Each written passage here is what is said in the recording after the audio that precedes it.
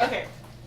So my name is Annette, and I have been really into space exploration and animals for a really long time. So my title, or the title of my talk is The Right Fluff, and it's about animal pioneers in space. So just keep in mind, if a human has done it, an animal probably did it first.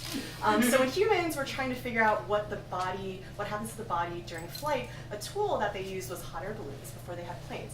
So in 1783, the Montgolfier brothers in France sent up a duck, a sheep, and a rooster way up in a hot air balloon, and the duck was a control. So just so we're all on the same page, the curved line is where outer space starts. And that is about 100 kilometers above Earth. Lower orbit starts at 160 kilometers, and you can't get there by hot air balloon, you can't get there by plane, so you need more power, you need a rocket. This is a beautiful picture of a V-2 rocket, which were the early rockets used by the US space program to send animals up into space during the 1940s and 60s. There was a space race at that time, so the Soviet Union was doing the same thing. They were sending dogs up. So the Soviet space dog, the first one was Laika, and she was the first dog in orbit in 1957. She didn't come back because we didn't have the technology to bring any animals back from orbit. So you had to get back from orbit. So in 1959, Abel and Baker were two monkeys that the US sent up into space and brought back alive. Abel died 4 days after in complications during surgery, so her body is in Smithsonian now, and Baker lived till 1984, and people leave bananas at her gravesite.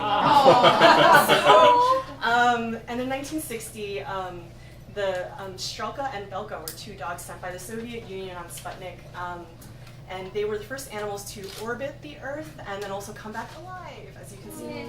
So there's a lot of yay, and so he lives. Okay, so Heian the chimp in 1960 was trained on Earth to do simple tasks like pull levers, push buttons, and stuff. And he proved in his mission that you could do simple tasks up in space. So he paved the way for Alan Shepard to go up in space a few months afterwards. But Alan Shepard was not the first human in space. The Soviet Union beat us to it. It was Yuri Gagarin was the first human in space, and he's on the next. That's Yuri Gagarin. He was the first human in space, also the first human to orbit the Earth in space. And Enos the chimp here was the first chimp to orbit the Earth in space, and he paved the way for John Glenn to be the first American to orbit Earth. This is Felicette, the cat. She was the first and I think only cat to be sent to space and then back alive. France sent her, and I think they're the only country that attempted to send cats into space. So anyway, and then, so then the Soviet Union sent two tortoises into deep space, and deep space means beyond the moon. So they orbited the moon in their spacecraft, and they came back alive. Yay! Okay, so by now we've sent a lot of animals and some humans into space, and they've come back alive. So now we have to think about what happens when a body spends a significant amount of time in space. So there are a lot of complicated frog and newt and mice experiments that are going on in space from the 1970s and on. They do crazy things like amputate newts to study regeneration of the body after injury in space, in microgravity. So a really cool experiment that happened was the European Space Agency sent tardigrades, or water bears, into space, and they're the only creatures known to be able to survive in space using only their natural protections. So they're just crazy. On the same mission, a cockroach became pregnant and came back to Earth and gave birth to the first Earthlings to be conceived in space. So this is an artist's rendering of what a space cockroach looks like. But now we know that they don't actually look like this. They look like, kind of like regular cockroaches. So now SpaceX, this is a picture of a Dragon cargo craft from SpaceX linking up with the International Space Station. They have a lot of payloads of mice that go up into space, and they do a lot of mouse studies about muscle degeneration that are applicable not only to spaceflight, but also to issues of microgravity on Earth. So they help immobilize populations like the old and frail, or people who are on bed rest for a long time. And this is just an idea of what space exploration might look like for animals in the future.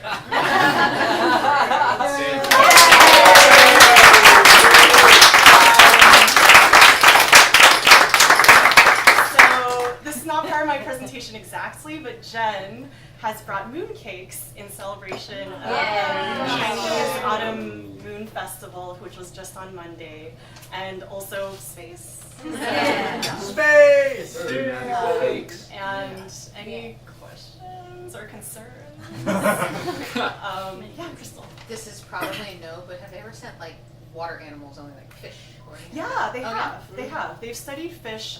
Newts, I mean, there's a picture of the marine newts that they sent. So, yeah, for sure. Frogs, yeah. Patrick. What does parents have against cats? I don't know, they do a lot of that. They just like grab them from the alleys and just send them outside. I don't know. I also don't, yeah, Renata. What were you?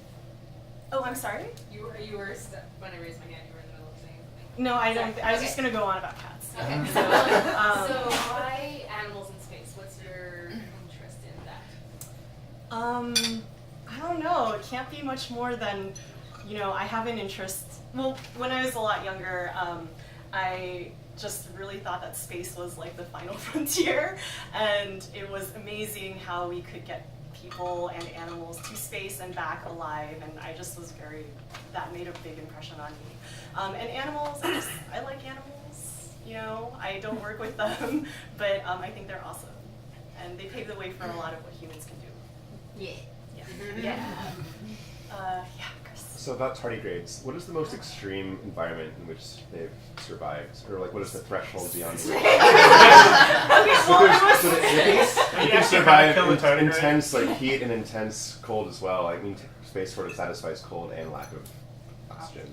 So to give you an idea, in outer space they are exposed to 3 things which are usually fatal to like humans, which is cosmic rays, UV radiation, and a vacuum. So, in their study, I mean, some tardigrades did end up dying in the study, and they brought 2 species. I forget which of the 2 species they brought, but they brought 2 species.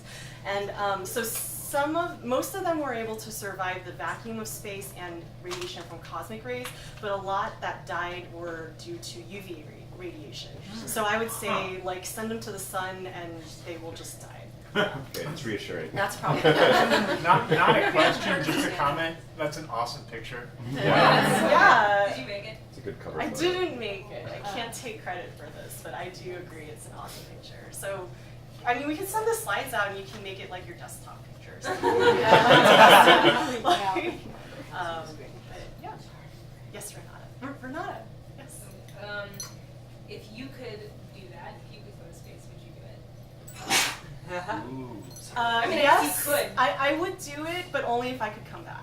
Because there are a lot of missions where you can't come back. Fine print. And I'm the type of person that I need like my people, so if I can't come back to my people, that's like a problem. Unless they come with me, then I'm all for it. Surrounding or the distance of being able to come back to Earth from space. Like how far can you go? Me before- personally? No, Oh. people before it's too late to come back. I don't know That is a really good question. I don't know, but I know that a lot of missions that are proposed to Mars, they're basically like one-way missions. So Mars, I guess. Yes, Lily? Have they been looking into, with any of the different species that they've sent into space, into how quickly they've aged in comparison to? It does terrible things to your body. It does, yeah. And that's where the Mark Kelly and his Scott Kelly, who was up there the longest, they were twins. They were twin astronauts for a reason. NASA wanted to really? study. Yeah.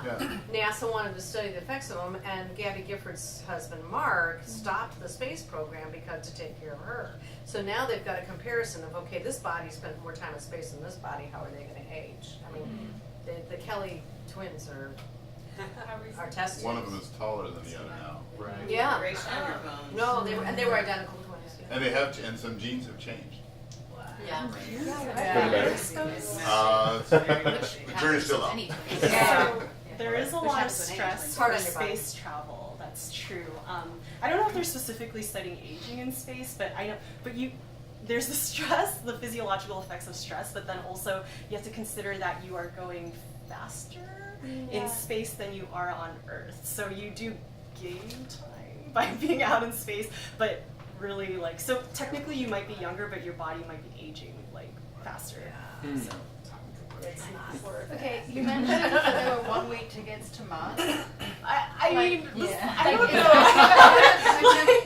Like, are there actual, like, missions? They're talking about it. It's just proposed. Oh. They're just like thinking like if I were to send someone to space and then like doing all the calculations and just saying like, well, we could send you there, but right now we can't bring you back. They should watch The Martian. Yeah, Jamie. So if we're going to send people to Mars or something like that, there's been some investigation into animal reproduction in space. Are there any investigations into? Thank you for saving me from having to ask. So there have been some inadvertent studies. So I. Is this the official position of NASA? I can't see, Mr. I have no. Jamie, I worked with someone whose husband had the patent for how to have sex in space. Nice. Did they have to demonstrate? Whatever the and A lot of whatever equipment things. is involved. That gravity thing doesn't always work for you. Yeah. No, we had the talk about a great cocktail party starter. I would have looked that up now. So I did mention that there was the first animal to get pregnant in space. I don't really know. Jen, how do cockroaches? I don't know, but like, but she came back pregnant. So, and then her offspring, the first generation that came back, they were odd. They weren't as odd as like what I showed in the slide, but they were different. They had a different development, but by the time they had the next generation, her grandchildren, like all sort of detectable differences in the cockroaches had been bred out. So there have been like sort of incidental studies. I don't think they've gotten so far to really study. They've tried to study the effects of space on the reproductive system. So Miss Baker, the monkey who I mentioned before with the gravestone, because she survived, so they tried to mate her to just see if there was anything that had happened to her reproductive system while she was in space flight. So I mean, as so far, I don't know that there's that much that's detectable that's so different about reproduction if you manage to do it in space. So yeah. There is a 538 article called "No One's Gotten Lucky in Space." If you want to look it up, it talks all about space. This is veering me off my course. Can we go back to Kitty's place? This is a good reminder that after each Sin we publish extra credit links and articles, so we can. If you want to do some extra. Annette will provide a series of links. The 538 article may be in there if we determine it's within scope. Question: Are humans still humans still have the longest in-space endurance record of any species, or has something else been up there? I don't. I think it's. Okay, don't quote me on this. Is this being recorded? I don't know. I think humans have, because in terms of the records for like dogs and mice, they're not up in space as long as like the astronauts and the cosmonauts and all other nauts like up in ISS. So that's just my intuitive guess. Don't quote me on that. Yeah, they don't have anything to do in space. I mean, they're animals. They're like stuck. They're like stuck in these tiny glass cages. Like, oh yes. Has anyone sent pigs? So the largest animal I think that have been sent to space, they're very similar to humans, right? So that would make sense. But I think the largest ones have been like chimps and dogs. I don't think they've sent pigs yet. Pigs in space. Yeah. All right, we have time for one last question. I answered all. You guys know everything now there is to know about space and animals. My job is done. Very Big good. round of applause.